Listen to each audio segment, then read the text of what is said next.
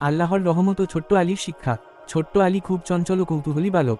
সে প্রতিদিন সকালে মসজিদে যেত নামাজ পড়তে এবং ইমাম সাহেবের কাছে কুরআন শিখত। তবে তার একটি সমস্যা ছিল, সে খুব তাড়াহুড়া করত এবং সবকিছু দ্রুত করতে চাইত। একদিন ফজরের নামাজের পর ইমাম সাহেব সবাইকে বললেন, আল্লাহর রহমত সবকিছুর উপর বিজয়ী।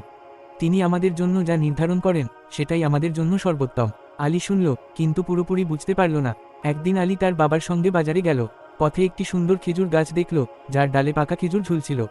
আলীর খুব ইচ্ছা হলো খেজুর খাওয়ার। সে বাবাকে বলল, আব্বা, আমি এখনই ওই খেজুরগুলো খেতে চাই। বাবা হেসে বললেন, সন্তান, সময় না হলে ফল পরিপক্ক হয় না। সবকিছু ধৈর্য ধরে অপেক্ষা করতে হয়। আলী একটু বিরক্ত হলো, কিন্তু চুপ করে রইল। কয়েকদিন পর আলী দেখল, গাছের খেজুরগুলো আরও বেশি পাকা হয়ে গেছে, নরম এবং সুস্বাদু দেখাচ্ছে। তখন বাবা বললেন, দেখলে বাবা, সময়ের সঙ্গে সঙ্গে খেজুর আরও মিষ্টি হয়েছে।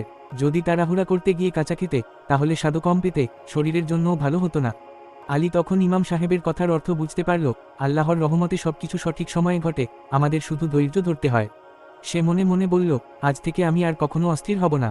সবকিছু আল্লাহর উপর ছেড়ে দেব, কারণ তিনিই সর্বোত্তম পরিকল্পনাকারী। শিক্ষা, সবকিছুর জন্য ধৈর্য ধরতে হয়। আল্লাহ যা নির্ধারণ করেন তা আমাদের জন্য সর্বোত্তম। অস্থিরতা ও তাড়াহুড়া করা ভালো নয়। আশা করি